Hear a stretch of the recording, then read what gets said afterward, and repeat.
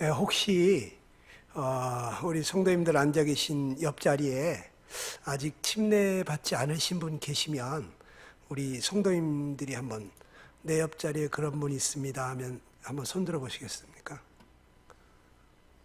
네. 그러시군요. 여러분들이 계시네요.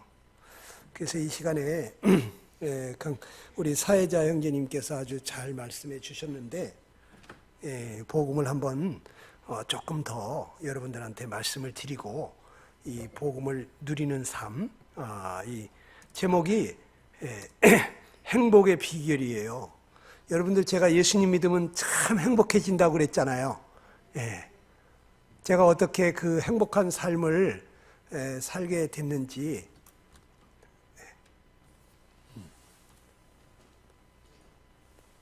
됐습니까? 자, 이 시간에 여러분들 예수님 믿으면 왜 행복해지는지 제가 온몸으로 경험한 거 여러분들에게도 좀 말씀을 같이 드리기를 원합니다. 괜찮아요? 네. 제목이 뭐라고요? 여러분 다 행복하게 살고 싶죠? 근데 행복이 무엇일까요? 성경에서는 이런 말씀을 하시는데 같이 한번 읽어보죠. 전도서 2장 24절입니다. 시작.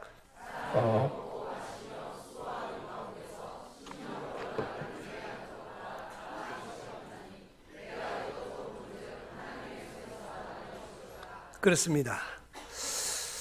이 말씀은 솔로몬 왕이 직접 자기가 온몸으로 체득하고 성령의 감동하심으로 기록한 말씀인데 이 사람이 심령으로 낙을 누리게 하는 것보다 나은 것이 없더라고 그랬어요.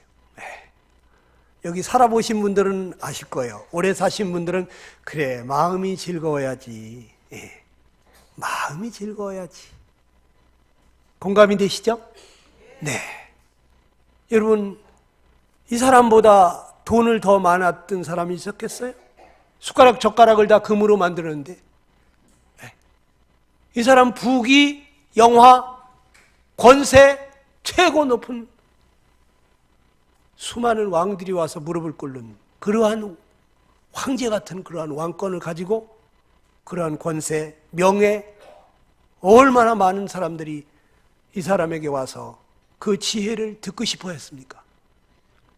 이 사람 돈, 권세, 명예 자기가 원하는 사람 그냥 막 다 주물럭거릴 정도로 그 해볼 거 다 해본 사람이 그런데 깨닫고 하는 소리가 인생살이 사람이 먹고 마시며 수고하며 사는 가운데 심령으로 낙을 누리는 것보다 더 나은 것이 있다 없다? 없다는 거예요. 없나니 더 나은 게 없더라는 거예요. 이 마음이 즐겁고 행복해야 되는데 이것도 내가 본즉 어디에서 난다고요? 하나님의 손에서 나는 것입니다. 하나님만이 내 영혼을 만족시켜 주실 수가 있는 것입니다. 우리의 심령은 내가 마음먹은 대로 되질 않아요. 그래서 제가 말씀드렸잖아요. 내가 왜 불행한 삶을 살 수밖에 없는지. 그 이유가 성경을 통해서 말씀하시는데 로마서 7장 15절에 있는 말씀대로 내가 원하는 것을 행하지 아니하고 도리어 미워하는 것을 하더라는 거죠. 내가 원하는 선을 행하지 아니하고 자꾸 악을 행하게 되고 내가 원하는 것을 하지 아니하고 내가 미워하는 것 그것을 하게 되더라는 거죠. 그러면 마음이 편하겠어요? 불편하겠어요? 마음이 괴롭고 답답하고 나는 왜 그러지? 왜 안 그러려고 그러는데 자꾸 그러지? 왜 나 이런 생각 안 하려고 그러는데 자꾸 이런 생각이 나지? 나 이런 마음 안 가지려고 그러는데 왜 자꾸 이런 마음이 들지? 그럼 마음이 행복하지가 않아요. 그런데 그 원인을 저는 잘 몰랐었는데 하나님이 가르쳐 주셨죠. 로마서 7장 20절에서 한번 같이 읽어볼까요? 시작. 만일 내가 원치 아니하는 그것을 하면 이를 행하는 자가 내가 아니요 내 속에 거하는 죄니라. 내가 원치 아니하는 삶을 살게 되는 이유가 뭔가 보니까 내 속에 죄가 있더라는 거예요. 죄 속에는 뭐 온갖 욕심이라든지 미움, 시기, 질투, 교만, 이 뭐 별의별 거 다 있죠, 속에. 그런데 이런 것들이 자꾸 나를 그 죄 가운데로 끌어내린다는 거예요.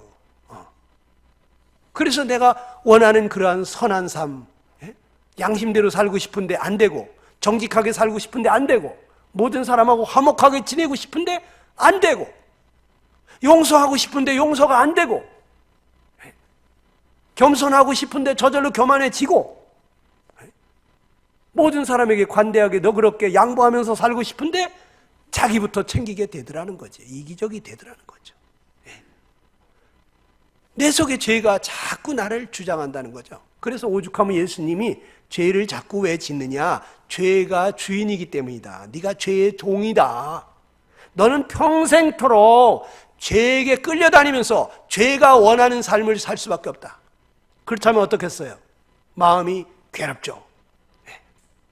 나는 이거밖에 안 되는 인간인가? 차라리 죽고 싶다. 왜 나는 자꾸 이럴까? 이러면서 괴로워하는 거예요. 근데 마음이 편치가 않아요. 마음이 즐거워야 되는데 즐겁지가 못하죠. 결심했지만 결심한 대로 안 되니까 낙심이 되고 좌절이 되고, 그리고 또 잘해보려고 또 노력하고 애쓰지만 얼마 있다 보면 또 잘 안 되고, 또 새로운 계획을 하고 정말 그걸 잘 추진해 보려고 하는데 지난번에도 이게 잘 안 됐었는데 이게 잘 될까? 잘 돼야 할 텐데, 이러면서 스트레스가 몰려오는 거죠. 염려, 근심이 몰려오는 거죠. 그러니까 불안하고 두렵고 잠이 안 오고 밥을 먹어도 소화가 안 되고, 그리고 온갖 병이 생기는 거예요. 근데 저는 잠을 참 잘 자요. 여기도 잠 잘 주무시는 분들 계시죠? 예? 그냥 잠이 잘 와. 하나님이 사랑하는 자에게 잠을 주신다고 그러는데 말이죠. 그 잠이요, 아무 근심 걱정 없는 잠이에요. 어떤 사람은 마음이 머리가 깨질 것 같이 골머리 아파가지고 자는 사람도 있어. 그냥 자고 나면 잊어버린대. 그런 사람도 있어. 그런데 저는 마음이 편하게 자. 베개에다가 탁 머리만 대면 5분 내로 잠이 들어. 자, 곁길로 갔습니다만 아무튼 간에 뭐 주무실 분들은 주무셔야지 어떡합니까? 역도산도 못 뜨는 게 눈뚜껑이잖아요. 이 눈뚜껑 이거 감기는 거 참 들기 힘들죠. 식사 잔뜩 하셨는데. 그래, 우리가 할 수 없는 그 죄, 그거 해결해 주시려고 오신 분이 누구다? 예수님이시다. 예수님이 오셔서 우리를 어떻게? 죄에서 구원하러 오셨다는 거예요. 우리를 죄에서부터 해방시켜 주시려고 오셨는데, 이 성경이 말하는 구원은 세 가지 모습으로 나타나요. 첫째는 칭의라고 해가지고 이 죄 때문에 반드시 죄값으로 벌을 받아야 되는데, 그 죄에 대한 형벌을 그 예수님이 대신 받아주러 오신 거예요. 그래서 십자가에서 그분이 내 죄 때문에 돌아가셨죠. 그래서 우리가 값없이 의롭다함을 얻게 된 거예요. 내가 죄에 대한 형벌을 안 받게 된 거예요. 왜? 예수님이 대신 받아주니까. 한번 죽으면 반드시 심판이 있는데 내가 받아야 될 심판을 예수님이 받으셨기 때문에, 그래서 우리 믿는 사람들은 심판에 이르지 아니하나니, 심판을 안 받고 다이렉트로 천국에 간다 이거예요. 그러니까 예수님 옆에 있던 강도 중에 하나가, 예수여 당신의 나라에 들어갈 때 나 좀 기억해 달라고, 나를 잊지 말아 달라고 당부하니까 오늘 네가 나와 함께 낙원에 있으리라. 심판 안 받고 주님과 함께 천국에 들어갈 것을 말씀하시는데, 여러분 한 번 죽으면 죽은 후에 분명히 심판이 있습니다. 그런데 왜 믿는 사람은 심판을 안 받냐? 내가 받아야 될 그 심판, 그걸 예수님이 받으셨잖아요. 그러니까 일사부재리 원칙에 의해서 그 죄에 대해서 2번 심판 안 한다 이거예요. 내 죄에 대한 심판 예수님이 다 받았는데 또 나를 심판하시느냐? 그런 거 없다는 거죠. 내 죄값은 예수님이 다 치르셨으니까. 그래서 우리는 죄에 대한 형벌로부터 이제 자유케 됐는데, 그런데 이 구원을 이루라는 말이 또 성경에 써 있어요. 너희 두렵고 떨림으로 너희 구원을 이루라. 아니 언제는 또 구원을 받았다고 하더니 이 구원을 이루라는 건 뭐냐? 이거는 우리가 계속해서 예수님처럼 그렇게 거룩하고 성스러운 삶으로 이렇게 살아가라는 얘기거든요. 성화된 삶, 예수님의 그 장성한 분량에 이르도록 예수님을 닮아가는 삶을 살으라고 하는데 이게 잘 안 되죠. 왜냐하면 내 속에 죄의 세력이 있잖아요. 끊임없이 욕심도 있고 미움도 있고 예수님 믿었어도 이게 다 들어있죠. 어떤 남편은 생각하기를 뭐 예수님 믿었는데 내 안에는 여전히 죄 짓던데, 이렇게 생각하면서 뭐 예수님 믿는 사람들도 그렇던데, 아니 나는 그냥 내 양심으로 내 맘 믿고 살 거야, 예수님 믿는 사람들은 별반 다를 바 없는데, 이렇게 생각할 수가 있어요. 여러분, 예수님 믿었다고 그래가지고 이 죄가 싹 없어지는 게 아니에요. 이 속에 그대로 있습니다. 이 육신이 죽기 전에는요 욕심이 그대로 생겨요. 누가 나 따귀를 때리면요 화딱 지나가지고 그냥 한번 해주고 싶어요. 미운 마음이 든다고요. 이 속에 죄가 그대로 있어요. 그런데 이 죄의 세력으로부터 나를 날마다 이기는 삶, 죄를 이기고 의를 행하고 선을 행하고 거룩한 삶, 원수까지도 사랑하는 이 놀라운 삶을, 예수님 같은 삶을 우리에게 살게 해주시려고 예수님께서, 그 부활하신 예수님께서 우리 마음속에 찾아오시는 거죠. 그분을 마음에 모시고 살게 될 때, 그 예수님이 우리 안에서 살게 될 때, 그럴 때 우리는 죄를 능히 이기고 의로운 삶, 선한 삶, 거룩한 삶을 살 수 있게 됩니다. 날마다 이 예수님이 우리의 삶 가운데 우리의 짐을 져주시는 거예요. 이것을 경험하셔야 돼요. 근데 대부분이 예수님 믿은 사람들이 십자가에서 예수님이 자기 죄를 다 해결해 주셨다는 거, 그건 죄에 대한 형벌을 해결해 준 거죠. 근데 거기까지만 믿고 아주 기뻐하고 좋아하면서 이제 나도 이제 은혜를 참 감사함으로 좀 보답하고 싶은 마음이 생겼어. 교회도 열심히 나오고 헌금도 드리고 봉사도 하고 예수님이 원하시는 그런 착한 일도 하는데 이게 몇 달 가다 보면 지친다는 거죠. 내 주변을 보니까 전부 다 뭔가 좀 규모 있게 사는 것 같은데 나만 그냥 정신없이 미친 듯이 이렇게 주님을 위해서 살거든요. 그러니까 조금씩 정신이 돌아와. 그래가지고 나도 좀 정신 좀 차려보자. 그러면서 나를 챙기기 시작합니다. 잘못 가는 거죠. 그동안에 어떻게 살았길래? 내가 주님을 섬겼던 거죠. 내가 주님을 섬기는 사람은 얼마 못 갑니다. 지치게 돼 있어요. 그런 사람은요, 자기가 뭐 좀 열심히 하면은 누가 좀 자기를 알아봐 줘야 돼. 인정해주고 칭찬해주고 대단해 이러면 기분이 좋은데 아무도 안 알아봐 주잖아요. 그럼 섭섭해. 이게 바로 내가 주님 섬기는 사람들의 특징이에요. 자, 그 다음에 또 너희 구원이 처음 믿을 때보다 가까웠다 이런 말씀이 있죠.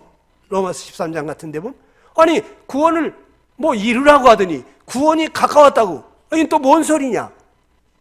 우리가 이제 이 죄의 존재로부터 이 죄덩어리가 완전히 영광스러운 몸으로 예수님과 같은 모습으로 변화돼 가지고 천국에 들어갈 날이 가까웠다 이런 얘기예요. 그래서 이 성경을 보게 되면 구원에 대해서 3가지 모습으로 표현을 했는데 첫 번째 구원이 이루어져야만 둘째, 셋째가 이루어지는 것입니다.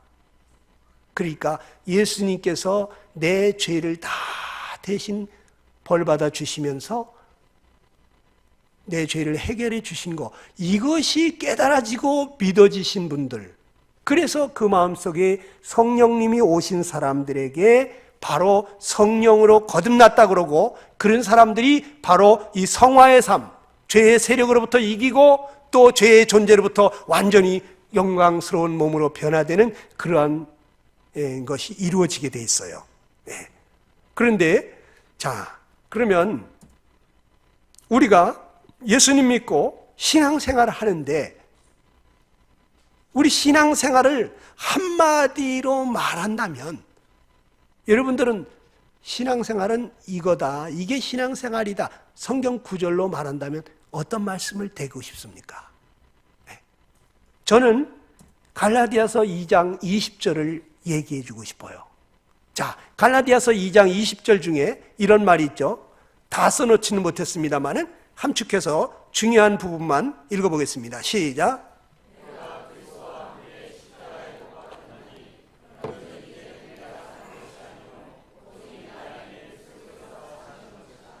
네.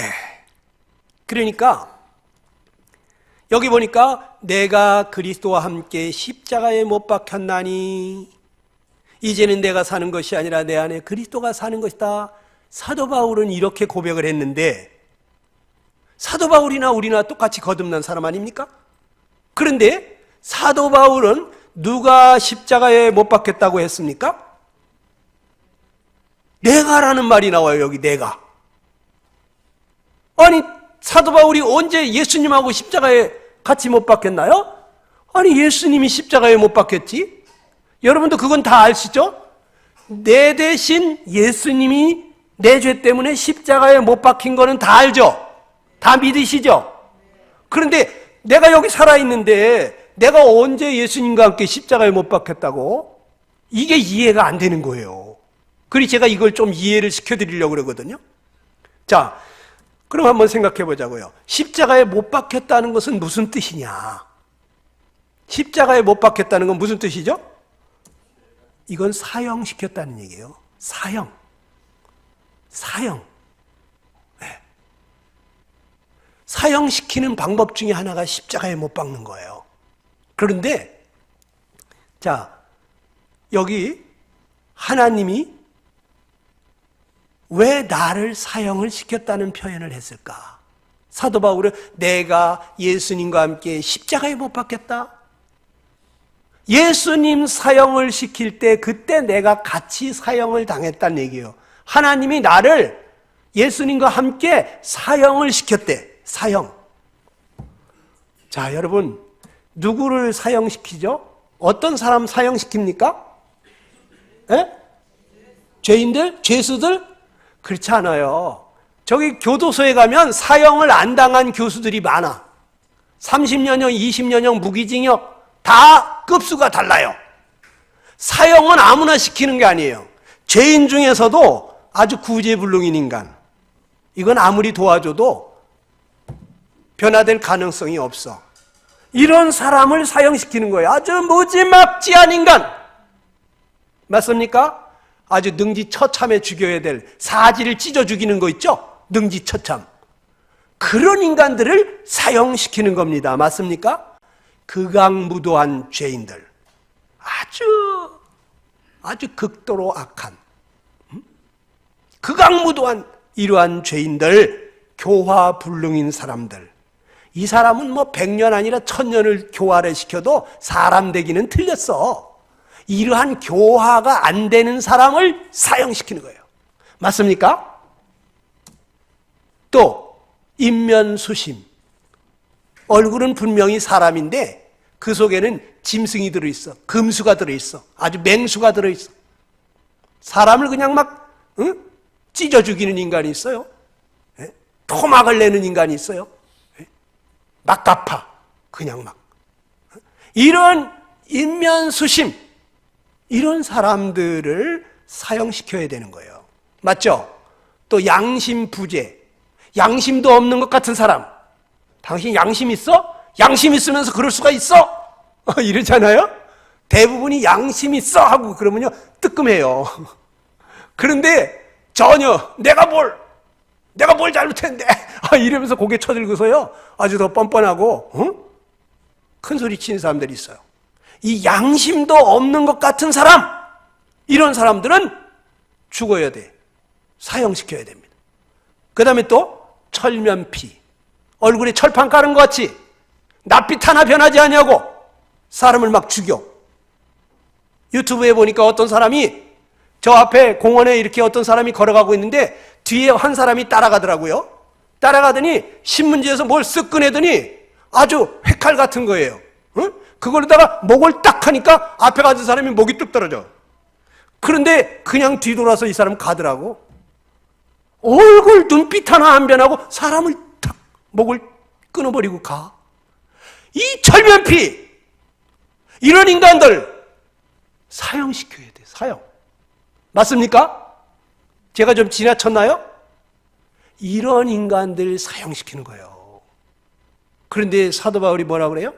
내가 예수님과 함께 십자가에서 사형을 당했다. 하나님이 나를 사형을 시켰다는 거예요. 자기를. 바로 내가 이런 죄인이라는 거죠. 하나님이 볼 때. 에이, 내가 그렇게 극악무도하고 아유 그렇게 내가 무지막지하고 나 그 정도는 아니에요. 그렇습니까? 여러분 자기를 몰라서 그래요. 에?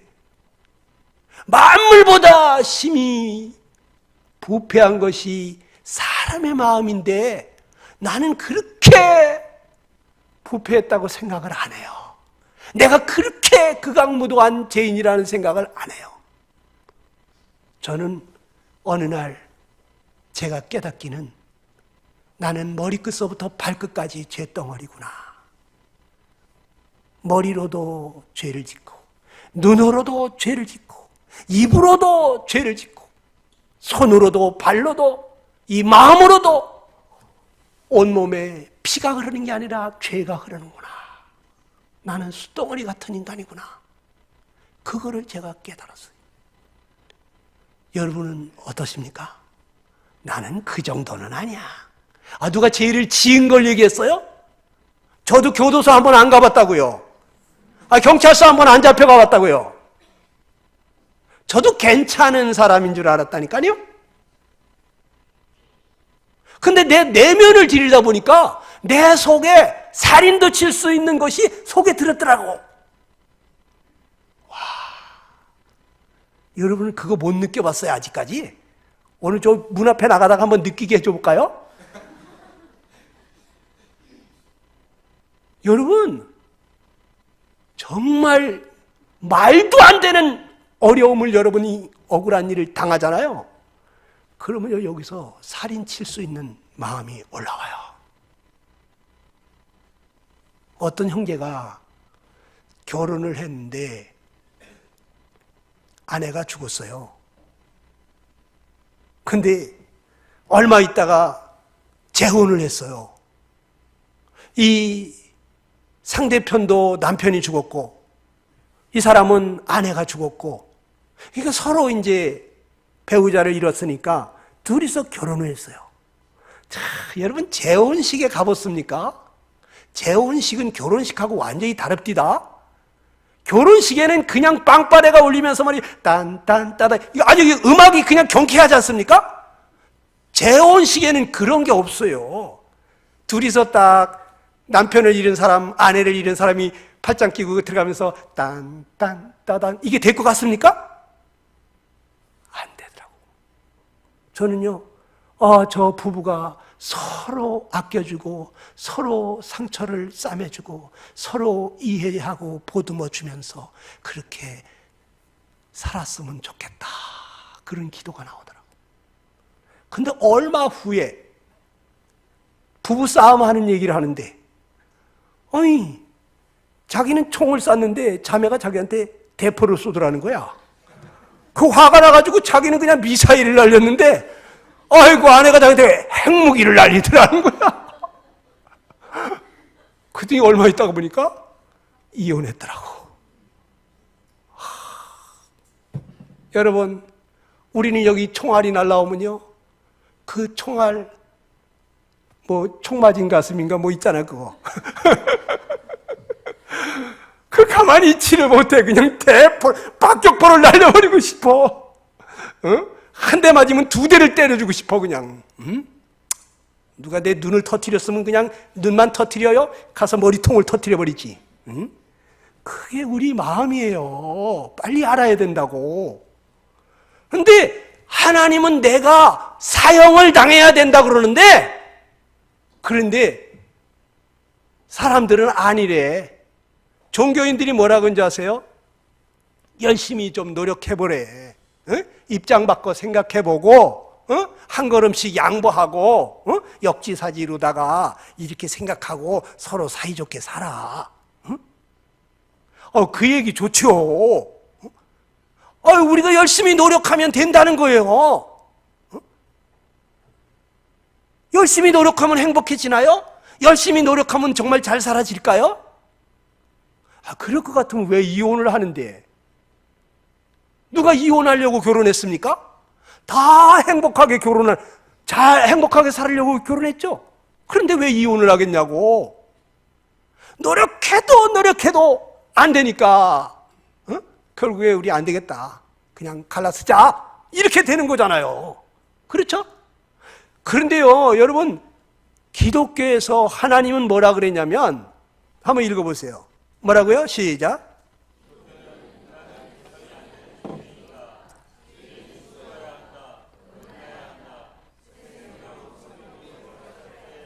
그렇죠. 하나님은 말합니다.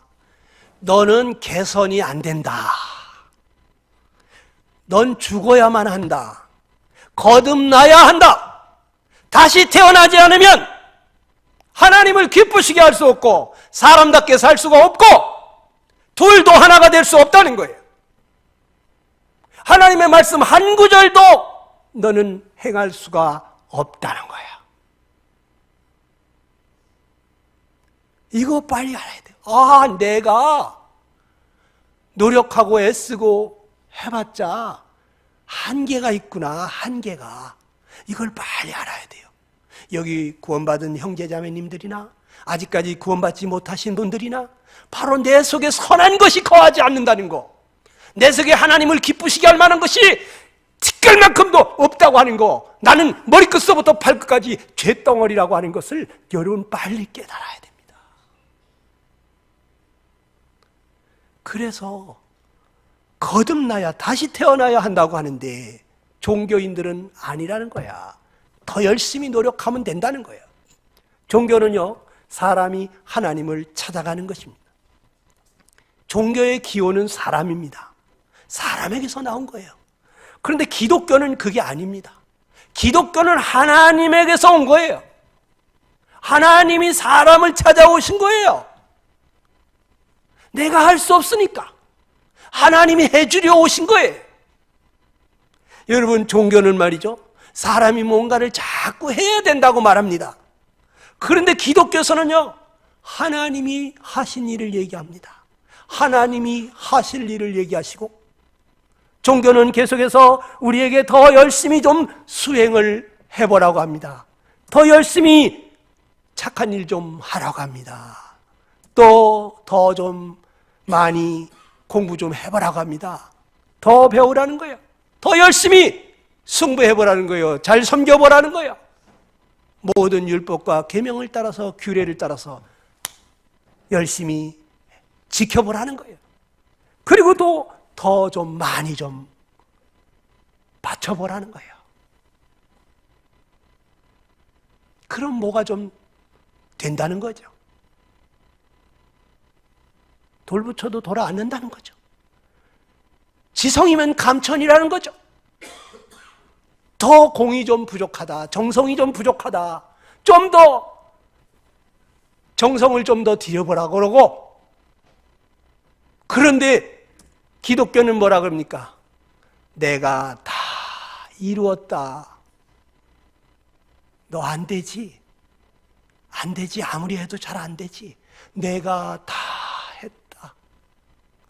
그러면서 뭐라 그러십니까? 내가 다시 살아났다. 내가 널 도와주겠다.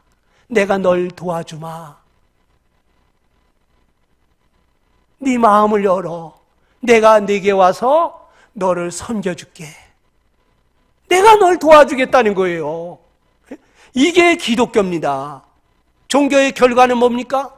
영원한 형벌이 기다리고 있습니다. 이 종교는 끝없이 불안해. 마음에 참된 안식이 없어요. 평안이 없어요. 아무리 해도 이 종교의 그 수준을 갖다가, 그 높은 수준, 정말 그 좋은 가르침, 그거를 이룰 수가 없어. 늘 부족함을 느껴. 부처님 말씀이 참 좋은데, 참 그렇게만 하면은 참 좋은 세상이 오겠는데, 참 그렇게만 하면 우리 가정이 참 평화롭겠는데, 근데 그들은 못 사는 거예요. 그러니까 늘 부족해. 모든 종교가 그래요. 그 늘 만족이 없고 감사가 없고 부족하니까 행복이 없는 거예요. 그런데 기독교인들은 그렇지가 않아요. 예수님이 다 했다는 거예요. 우리에게 영원한 생명이 보장이 되어 있다는 거예요. 죽어도 다시 산다는 거예요. 나를 믿기만 알아요. 그리고 그 예수님 때문에 우리는 참 평안을 누리는데, 세상이 줄 수 없는 평안, 예수님만이 가지고 있는 그 평강의 왕, 그분이 내 마음을 다스리시니까 내 마음이 강물 같은 평화가, 샘솟는 기쁨이 넘치는 거예요. 그래서 내게 강 같은 평화 넘치네, 내게 샘솟는 기쁨 넘치네. 이런 노래를 괜히 만들었겠어요? 그게 사실이니까 그걸 만들었을 거 아닙니까? 에? 그런데 우리 예수님 믿었다는 사람들이 그 찬송가가 자기한테 아멘이 안 되는 사람이 있어. 내게 샘솟는 기쁨 넘치네. 넘치긴 뭐가 넘쳐? 에? 주 예수보다 더 귀한 것은 없네. 노래를 부르면서 그래도 난 또 귀한 게 있는데 이게 불러지지가 아니하고 부름마다 나서니 몸 어디든지 가오리라. 악올골짝 빈들에도, 응? 가겠다고 부르는데 이 찬송은 내 찬송이 아닌데, 아이고 왜 하필이면 이 찬송을 택했냐. 응? 아니 이 찬송을 부르는데 그게 내 마음에서 이게 아멘이 안 되고 난 그렇지가 않은데, 응? 그래서 어떨 때는 부르다가 말고 그냥 주여, 응? 그냥 이게 찬송이 안 나와. 주 예수보다 더 귀한 것이 없는데, 머리에서는 맞는데, 과거에는 그랬었는데 지금은 아니니까 그냥 남들은 부르는데 나는 못 부르고 있는 사람이 있잖아요. 여러분, 제대로 예수님을 믿게 될 때 여러분 죽어도 다시 살고 영원히 살 뿐만 아니라 여러분 마음이 날마다 평안하고 즐겁고 행복해집니다. 제가 그것을 경험했어요. 아까 어저께인가 그저께 말씀드렸죠? 저 예수님 믿고 20년 동안 스트레스가 뭔지 모르고 살아봤다고. 아이고 어떻게 그렇게 살 수가 있지? 제가 이거 경험한 거예요. 자, 조금 더 진도를 나가겠습니다. 바울이라는 사람이 예수님 만나기 전에는 사울이라는 이름으로 자기가 가장 큰 자라고 하는 뜻의 사울이라는 이름을 가지고 있었죠. 그 당시 최고의 지성인이었죠. 가마리알 문화에서 배웠어요. 오늘날 하버드 법대를 나온 사람처럼 대단한 공부를 한 사람이고, 그 사람은 율법에 흠이 없이 살았기 때문에 아주 성인 군자, 도덕 군자처럼 그렇게 살았다고요. 또 수많은 제자들이 따라다니면서 선생님 할 정도로 이 젊은 날에 많은 제자들을 거느리고 있는 그 당시에 성공한 사람이었다고. 그래 이 사람은 난 사람이고 자기는 든 사람이고 된 사람인 줄 알았다고요. 그래서 그냥 큰 소리 치면서 나를 따르라. 응? 어느 날은 스데바니가 예수님을 전하는데 돌로 쳐라. 저 나사렛 이단에 빠졌구나. 응? 저런 건 죽여야 돼. 그래가지고 돌 던지라고 했던 주동자. 그런데 스데반이가 그 예수님 그 성령으로 거듭난 스데반이 말이죠, 얼굴이 천사처럼 빛나면서 그 얼굴이 그렇게 해처럼 밝게 빛나는데 돌 던지는 사람들을 향해서 아버지 저들의 죄를 저들에게로 돌리지 마옵소서. 몰라서 그러는 거니까. 그러면서 돌 맞아 죽어가면서 그 얼굴이 그렇게 평안해 보이는데 그걸 보면서도 아니야, 저건 죽어야 돼. 그러면서 죽을 때까지 팼다는 거 아니에요. 죽을 때까지. 스데반이 돌에 맞아 죽을 때까지 머리통이 깨지고 어깨가 부러지고 그냥 돌 몇 개 던지고 간 것이 아니고 죽을 때까지 돌을 던졌는데, 그런데 사도행전 9장에 보니까 여전히 위협과 살기가 등등하다고 써 있어요. 이게 무슨 얘기입니까? 여전히 스데반을 돌로 쳐 죽일 때 그 살기와 위협이 지금도 동일하다는 거예요. 왜요? 나는 지금 잘하고 있으니까. 난 지금 하나님을 위하는 사람이고 하나님을 경외하는 사람이고 하나님을 위해서 내가 이렇게 하는 거니까 내가 지금 잘하고 있는 거야.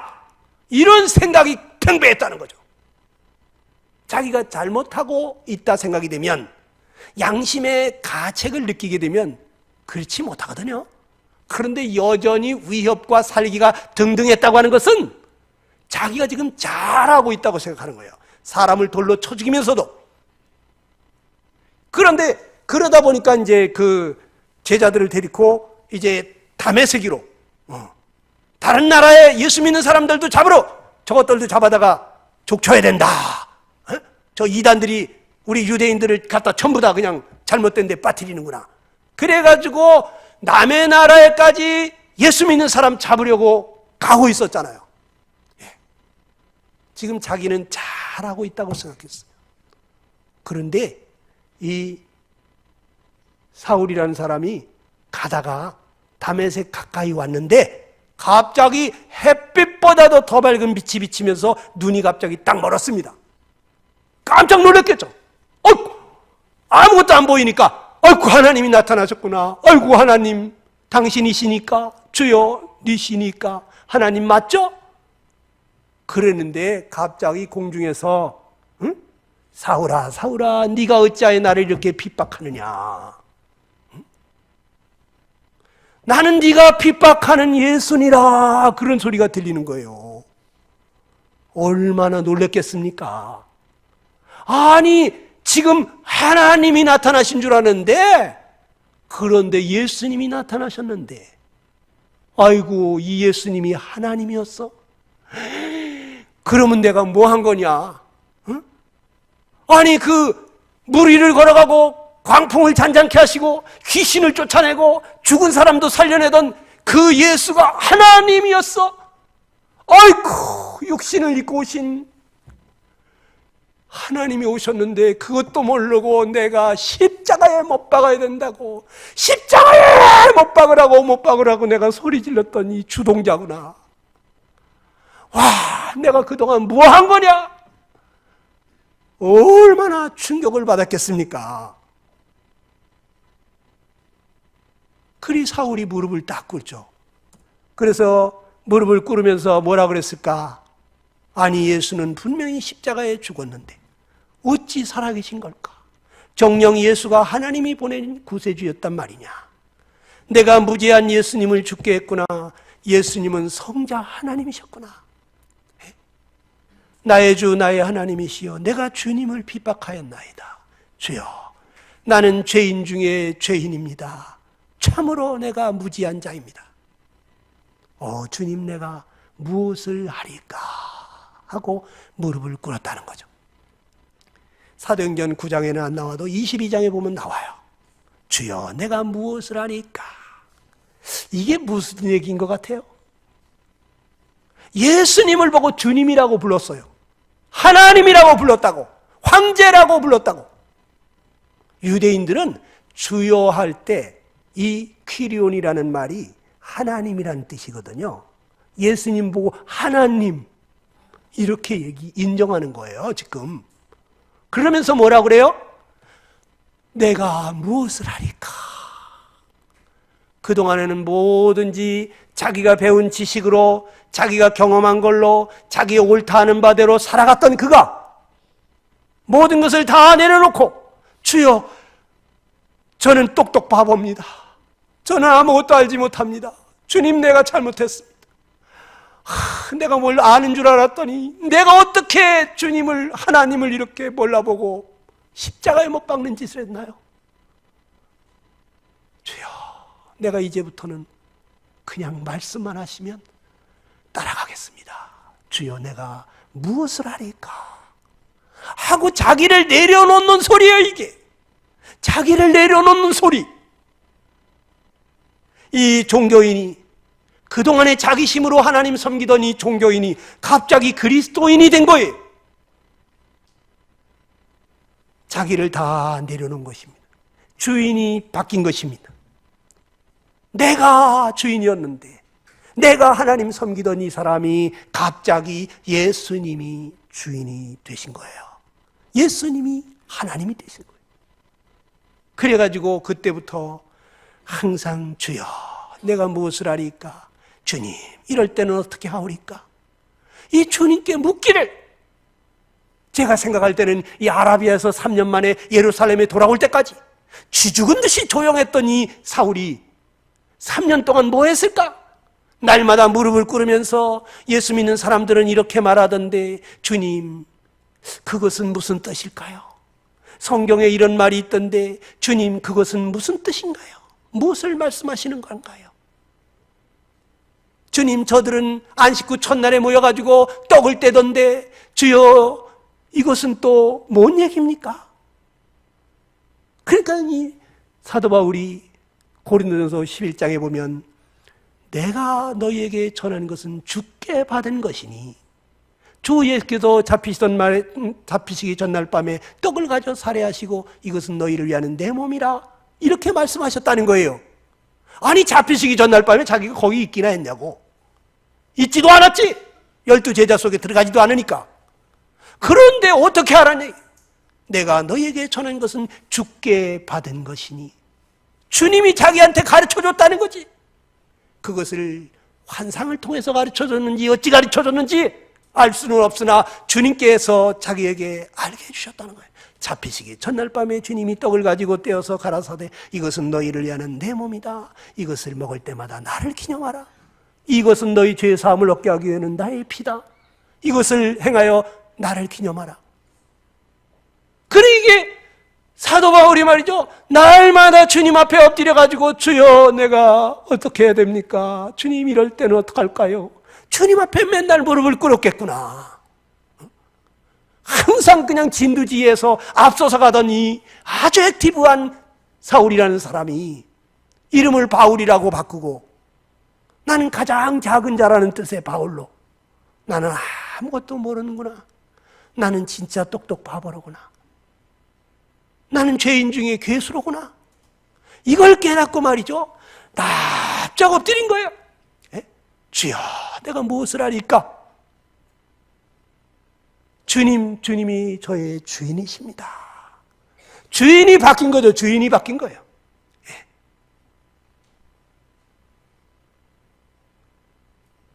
그런데 저는요, 예수님 믿을 때 제가 완전히 죄덩어리라는 걸 깨닫고, 주님, 제발 성령님 내 마음속에 오셔서 나를 이 죄로부터 좀 건져달라고 그렇게 애원하다가 구원을 받다 보니까 다음 날부터 주님이 저의 주인이십니다.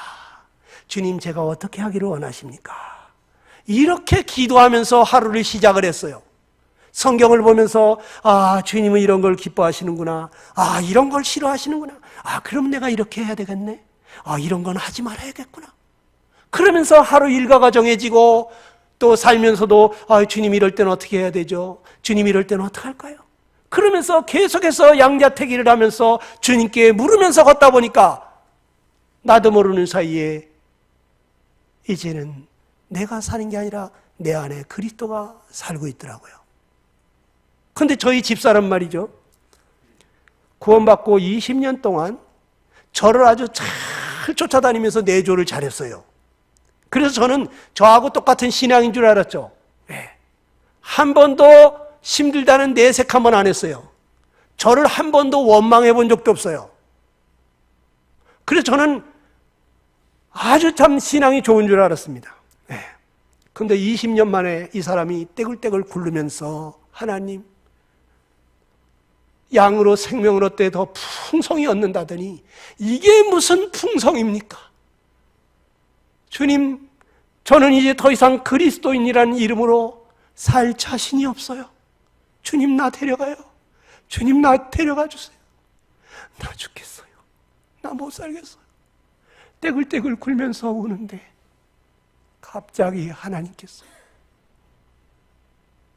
나는 한 번도 너의 주인이었던 적이 없다.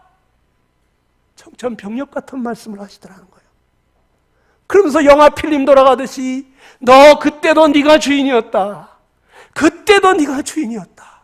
너 지난번에도 네가 주인이었어.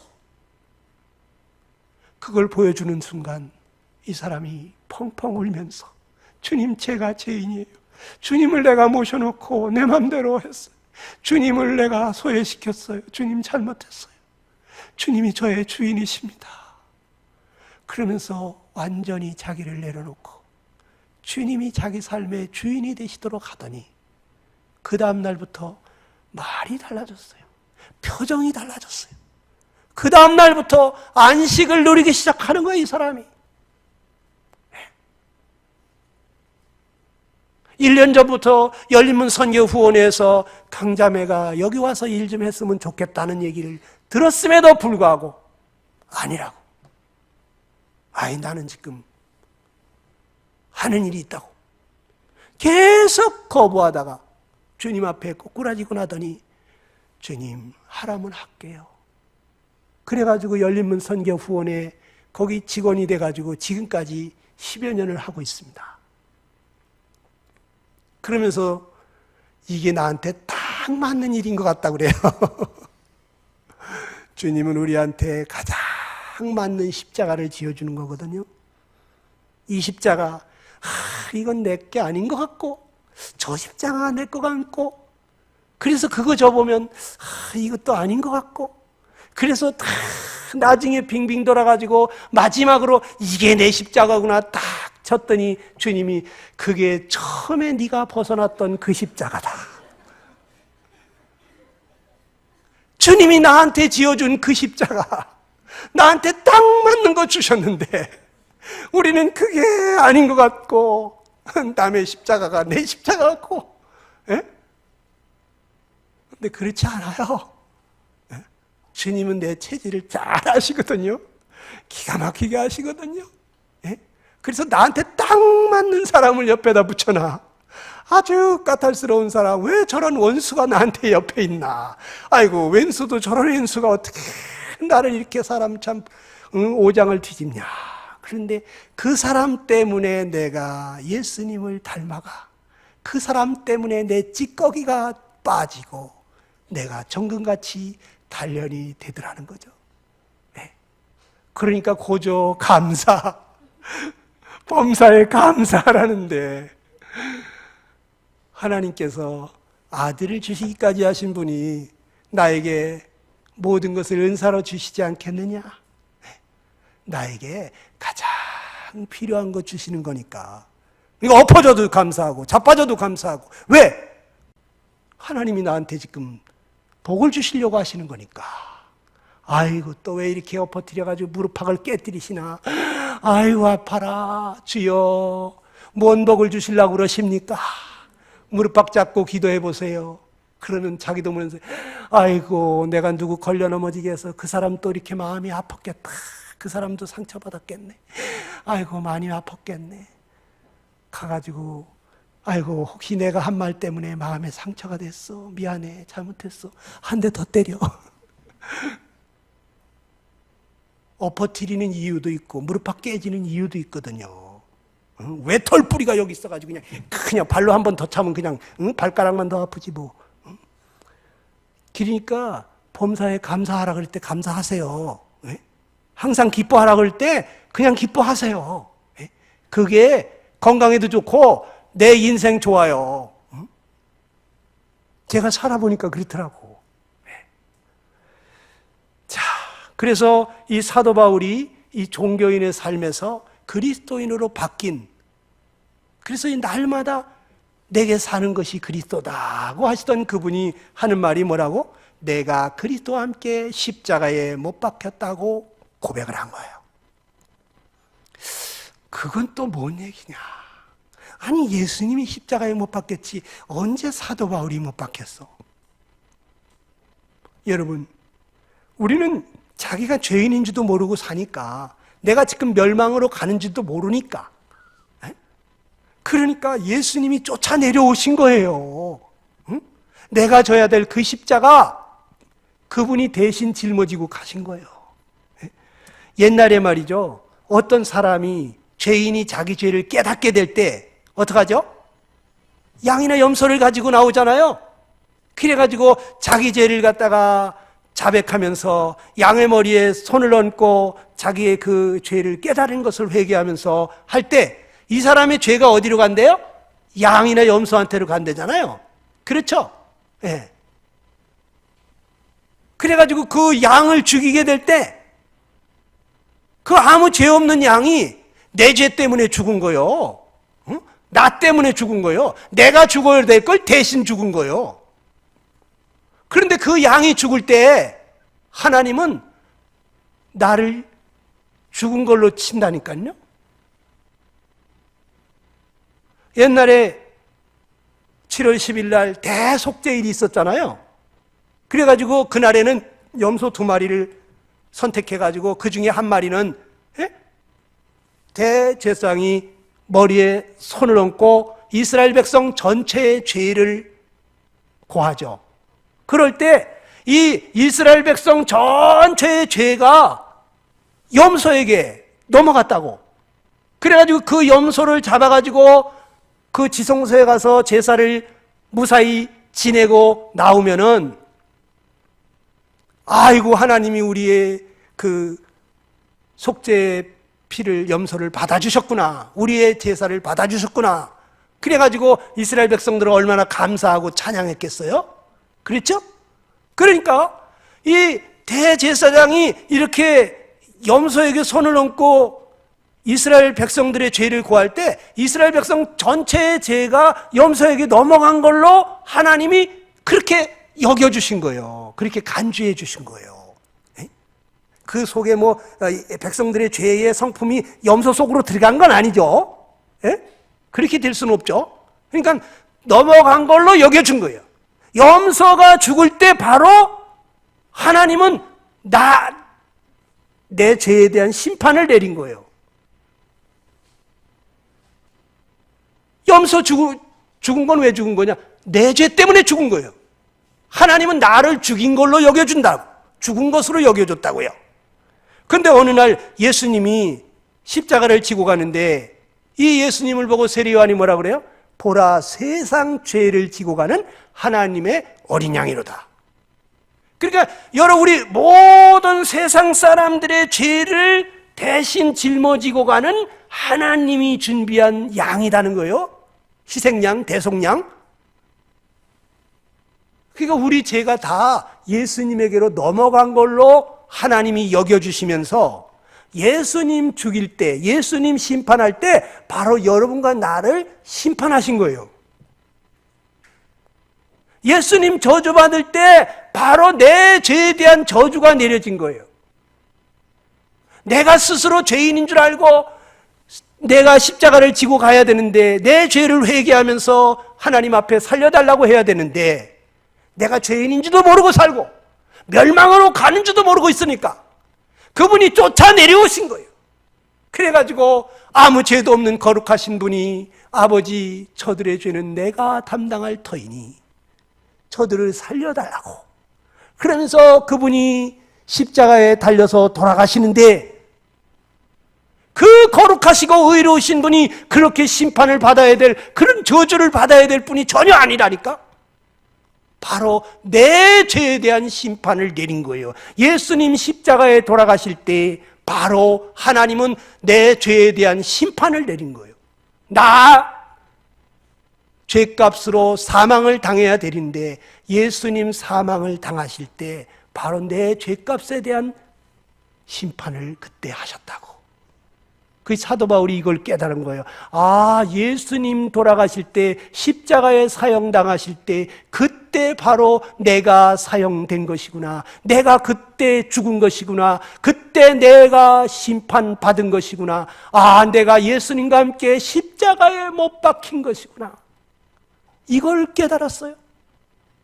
그래서 그 다음부터는 이제 죄에 대해서는 죽은 줄로 여기고 옛사람은 십자가에 못 박힌 것으로 여기고 육과 정과 욕심은 다 십자가에서 못 박힌 것으로 여기고 세상에 대해서 죽은 것으로 여기고 그렇게 하고 이제 새 사람의 삶을 사는데 이 사도 바울 안에 누가 왔냐면 예수님이 오신 것입니다. 그래서 이제 내게 사는 것이 그리스도라는 말을 해요.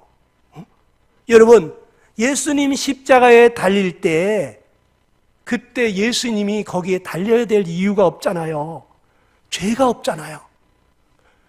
예수님 거기 심판받을 때 내 죄를 심판하신 거라고. 하나님은 그때 예수님과 함께 나를 죽인 거예요. 나를 사형시킨 거예요. 아멘? 조금 감이 오십니까? 이게 10%밖에 안 되는 것 같은데. 예수님 십자가에서 그때 하나님이 심판하실 때 바로 나를 심판하신 거라고요. 예수님 죽을 때 바로 내가 죽은 거로 여겨주신 거예요. 아멘? 그래 내가 십자가에 못 박혔다고. 그래 이제는 내 안에 그리스도가 산다는 것이 무슨 말이냐? 내 안에 그리스도께서 오셨기 때문에 그분이 내 안에 왜 왔어요?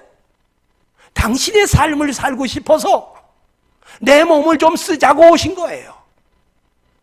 옛날엔 내가 죄를 쫓아가고 악한 사탄 마귀를 따라갔는데 그런데 이제 예수님 모신 사람 그 사람 속에 예수님이 주인이에요. 그분이 내 안에서 살고 싶어 하신다니까. 그래서 로마서 8장 9절에 뭐라고요? 시작.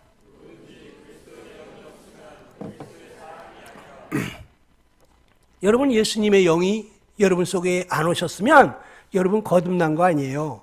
그리스도인도 아니에요. 그리고 또 이런 말 있죠. 로마서 8장 14절입니다. 시작.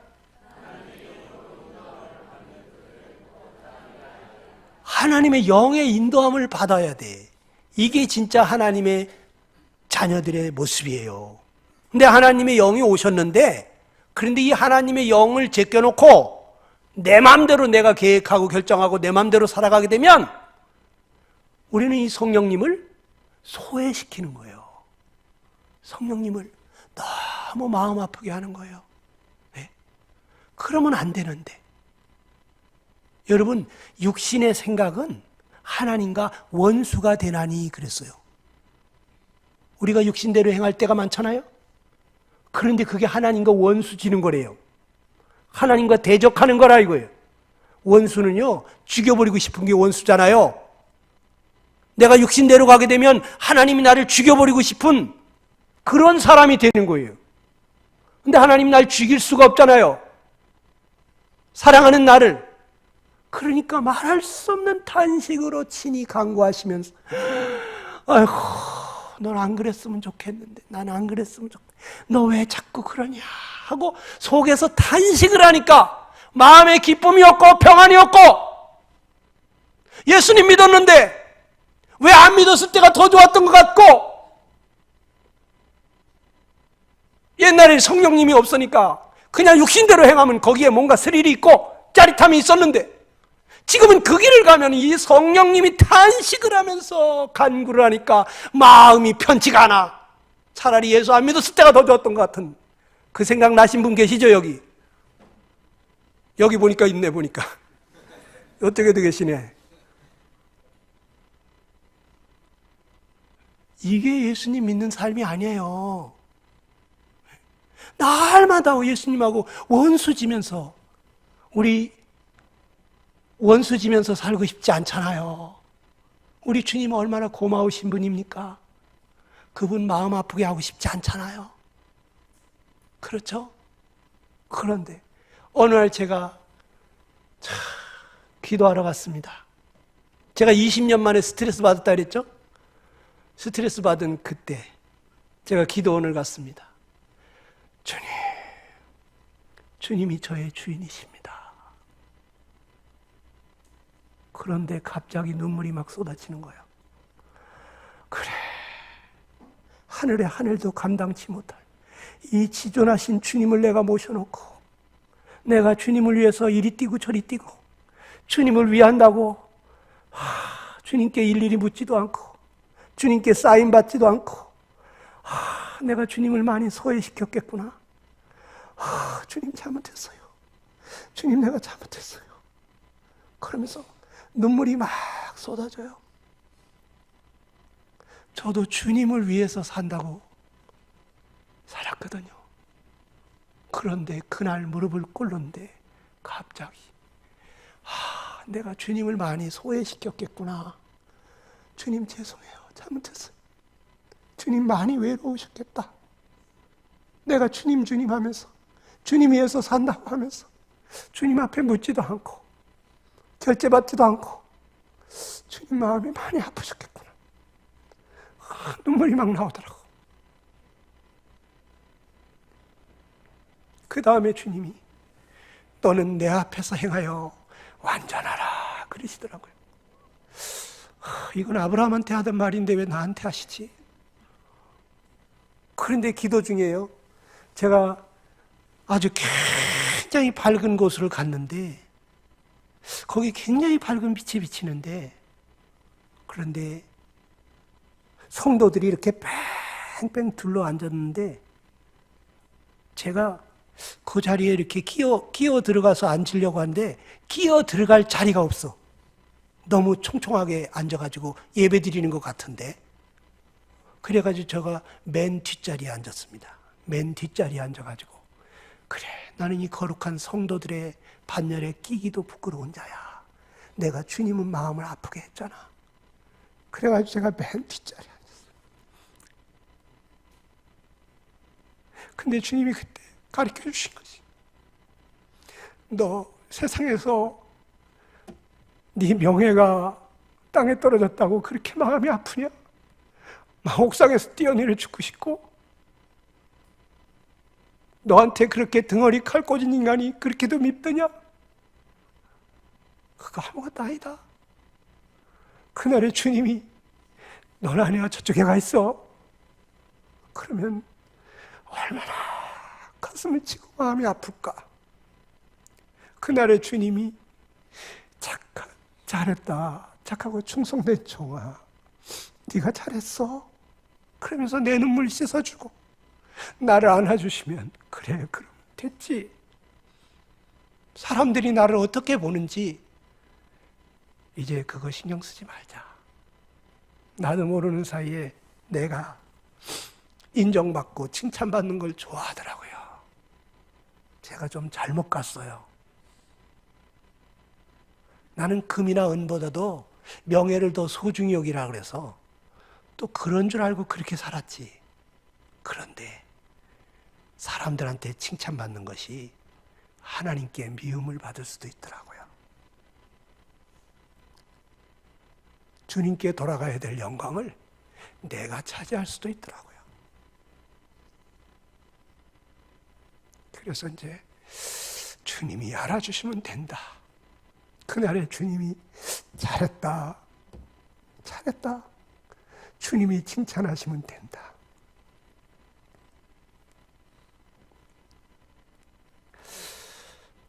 그래서 이제 참 높은 데 마음을 두지도 말고 주님이 내게 주신 은사를 따라서 믿음의 분량을 따라서 주님이 은혜 주시는 대로 이 불쌍한 영혼들 전도하는 일이나 힘쓰자. 그리고 이제 교회에서도 장로 추대하고 그런데도 저는 됐습니다. 저는 그냥 조용히 이 불쌍한 영혼들 전도하겠습니다. 그리고 제가 사양하고, 참 20년, 30년 만에 온 영혼들도 있잖아요. 어떤 영혼은 30년, 40년 동안 기도하고 이제 처음으로 첫 발을 디딘 그러한 사람도 있잖아요. 그런 사람들 붙들어줘야지. 성도들 속에 섞여가지고 성도 말씀만 듣다 보면 야, 이거 뭐 어렵다. 난 예수 믿을 체질이 아닌가 보다. 뭔 소린지 못 알아듣겠다. 그래가지고 떠나가면 이 어렵게 온 영혼 잃어버리잖아요. 그래서 저는 우리 교회에 온 영혼들 중에 하나도 그냥 헛걸음질 치고 2주, 3주 나오다가 그냥 안 나오는 영혼이 없기를 바라고, 그래서 영혼들 신경만 쓰다가 지금까지 왔는데, 아무튼 우리가 우리 안에 계신 성령 하나님이 계신데 육신의 생각대로 가게 되면 이 성령님을 대적하는 결과가 되기 때문에 하나님과 원수가 된다 그랬어요. 제가 이 얘기 듣고 나서, 이 말씀 듣고 나서 뒤통수를 한 대 꽉 맞은 것 같더라고요. 내가 육신대로 할 때가 많은데 그때 내가 하나님하고 원수 지는 거야? 그러면 무슨 기도 응답이 되겠어요? 무슨 축복이 있겠어요? 아주 죽여버리고 싶은 게 원수인데. 내 안에 그리스도가 산다고 하는 것은 이제 내 안에 오신 그리스도의 원하는 것이 나의 원함이고, 그리스도의 생각이 나의 생각이고, 그리스도의 마음이 나의 마음인 삶이더라고요. 제가 20년 동안은 그렇게 살았었어, 사실. 제가 말씀드렸잖아요. 저는 혈서까지 써놓고 세상적으로 출세하려고, 성공하려고 그렇게 가고 있었는데, 어느 날 예수님 믿고 그 예수님이 내 마음의 주인이 된 다음부터 내 야망이 없어지고 내 꿈이 없어지고, 주님의 꿈이 나의 꿈이 되고, 주님이 기뻐하시는 것이 나의 기쁨이고, 주님이 원하면 하고 주님이 싫어하면 안 하고, 이러한 삶으로 바뀌었더라는 거죠. 그런데 20년 만에 내가 살아난 거예요. 내가 살아난 거예요. 내가 주인이 되었던 거예요. 그 주님이 아주 나에게 마음 아픈 고통을 주는데, 이게 처음에는 사람이 미웠어요. 사람이 나한테 그러는 줄 알았어. 근데 나중에 알고 보니까 하나님께서 나를 위해서 그러한 인간도, 아주 그 사단에게 사로잡힌 그런 인간도 붙이시더라고요. 여러분, 사탄 마귀도 말이죠, 하나님이 허락지 않으면 우리 건드리지도 못해요. 욥을 보세요. 하나님이 허락한 범위까지만, 하나님이 허락하신 만큼만 그 사탄이도요, 이 욥을 더 단련해서, 정금같이 단련해서, 연단해서 아주 찌꺼기가 없는 그냥 순금같이 빛나는, 금보다 더 귀한 믿음을 갖게 하기 위해서 쓰임받는 존재일 뿐이지, 사탄 마귀가 우리 어떻게 못합니다. 하나님께로 난 자마다 악한 자가 저를 만지지도 못하느니라. 우리 건드리지도 못해요. 하나님이 건드리게 하실 때는 이유가 있는 거예요. 나를 위해서. 와, 저 꼭 귀신 들린 줄 알았어요. 저 등어리에다 칼 꽂는 그러한 그 사람이 아주 악령에 사로잡힌 줄 알았어요.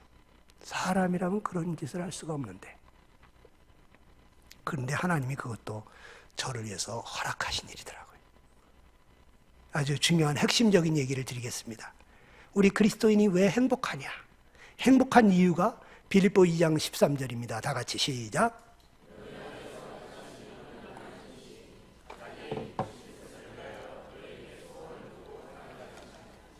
자, 여러분 안에서 행하시는 분이 누구십니까? 하나님이 실제적으로 우리 안에서 사시는 거예요. 믿는 사람 속에서 성령 하나님이 행하시는 거예요. 그런데 어떻게 행하시냐? 보이지도 않는 이 하나님이 자기의 기쁘신 뜻을 위해서 우리 마음속에 소원을 두면서 행하셔요. 소원. 여러분 소원 아시죠? 소원이 뭐예요? 하고 싶은 마음 주는 거예요. 그렇게 되고 싶은 마음, 그런 것을 갖고 싶은 마음 주는 거예요. 예? 그러니까 내 마음속에서 나 이렇게 살면서 하나님을 기쁘시게 하고 싶은 그 소원을 주시는 거예요. 얼마나 인격적이십니까? 내가 하기 싫은 걸 강제로 그냥 개 끌듯이 끌고 가는 게 아니라, 강제로 굴복시키는 것이 아니라 내 마음속에서 그렇게 하고 싶은 마음을 줘. 성령 하나님이 그렇게 살고 싶어. 그래가 하나님을 기쁘시게 하고 싶은 마음을 주는 거예요. 내 마음속에 그런 소원을 주시면서 내가 그렇게 살려고 내 자신을 드리기만 하면 내 안에 계신 주님이 기뻐하시면서 그 뜻을 이루시는데 바로 나를 사용하시고 주님의 평강, 주님의 기쁨으로 내 마음을 주장하시니까 내 마음이 너무 행복해지더라는 거죠.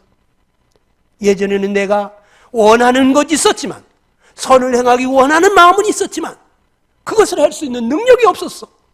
죄가 자꾸 나를 끄집어내려가지고 내가 미워하는 것을 할 수밖에 없고 내가 원치 않는 삶을 살 수밖에 없었는데, 이제 성령 하나님이 오셔가지고 내 마음속에 하고 싶어하는 마음을 주고 그 소원을 따라서 내가 살려고 하면 이 성령 하나님이 도와주시니까, 그러니까 능히 그 삶을 살게 하시는데, 주님의 평강이 나의 평강, 주님의 기쁨이 나의 기쁨, 주님의 사랑이 나의 사랑, 주님의 거룩이 나의 거룩이 돼가지고 내가 놀라운 삶을 살게 되는데, 하나님 말씀대로 사는 게 너무 쉬워요. 원수 사랑하는 거 저절로 돼요. 왜? 내 안에 사랑의 영이 원수를 미워할 수가 없어요. 사랑밖에 못해. 한없이 불쌍히 여기면서 그 옛날에 내가 육신으로 그냥 안갚음을 하고 싶고 막 그런 그 미워한 사람 생각만 하면 부글부글 끓어오던 거, 이 성령이 내 마음을 주장하게 하니까 그냥 그 사람이 불쌍하더라고. 아, 그 인간도 나한테 그 못된 짓 해놓고서는 얼마나 집에 가서 후회했을까. 아, 내가 왜 그랬을까. 내가 참을걸. 얼마나 후회했을까. 그러니까 그 죄에 사로잡혀가지고 원치 않는 죄의 길을 가는 그 인간이 불쌍해. 그러니까 불쌍하니까 축복하면서 빌어주고 복을 빌어주게 되더라고요. 그래서 제가 이 주님이 내 안에서 행하시도록 할 때 말이죠, 하나님 말씀대로 사는 게 너무 쉬웠어요. 그런데 내가 주님 섬기기 시작하면서부터 하나님 말씀대로 되지가 않아. 한 구절도 안 돼. 뭐 아내를 자기 몸처럼 사랑하는데 자기부터 사랑하지. 설거지가 이렇게 쌓여도 그 나중에 천천히 나도 피곤해 죽겠어. 이렇게 되지. 그러면 어떻게 돼요? 아내가 힘이 있습니까? 사랑한다고 그러면서 말이지, 설거지는 산더미처럼 싸놨지, 사방에 그냥 옷이고 빨래고 다 널려 있는데 말이지, 여보 혀 그러면 쉬어집니까? 뭐 아내를 뭐 자기 몸처럼 사랑한다 하라고 하더니만, 이게 뭐 설거지나 제대로 잘해주지 뭐, 사랑 말로뿐이지. 그런데요, 여러분, 우리 안에 성령이 주장하시잖아요. 그러면 이타적으로 돼. 마음이 이타적이야. 자기부터 쉬려고 하는 게 아니라, 내 아내가 얼마나 힘들까. 내가 저거 얼른 해줘야지.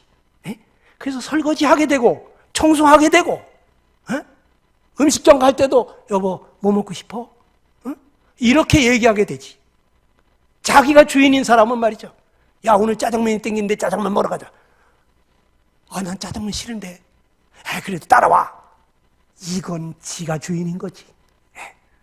근데 진짜 아내를 자기 몸처럼 사랑하게 되면 말이죠, 여보 오늘 뭐 먹고 싶어? 당신 먹고 싶은 대로 가자. 이렇게 되는 거예요. 저절로 그렇게 되는 거예요.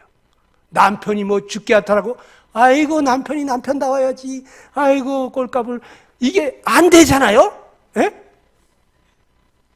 그런데 내가 성령 안에 있으면 남편이 남편다워서 죽게 하듯이 하는 게 아니에요. 괜히 순종하는 게 아니에요. 저절로 주님을 사랑하니까, 주님을 경외하니까 주님을 기쁘시게 해드리고 싶은 거야. 그러다 보니까 천국에서는 내가 남편한테 순종하고 남편을 이렇게 떠받드는 줄 알았더니 그게 아니라 주님 말씀을 순종했다고 상을 주시는 거예요. 이해가 되세요? 여러분이 남편한테 잘한 게 아니에요. 물론 남편은 좋아하겠지. 그런데 실상은 상은 누가 주냐면 주님이 주시는 거예요, 그날에. 아멘. 그래서 우리 구원받은 사람의 새 생활은 이제 새 생명으로 오신 그 성령 하나님의 소원을 따라 사는 거예요. 내 안에서 주시는 성령님의 소원을 따라서 그렇게 가면은 저절로 행복해집니다. 내 고집, 내 생각 자꾸 갖지 말고. 그건 천국에 가야만 천국을 경험하는 게 아니라 이 땅에 살면서 천국을 날마다 경험하는 삶을 살게 해주시더라고요. 자, 로마서 14장 17절입니다. 시작.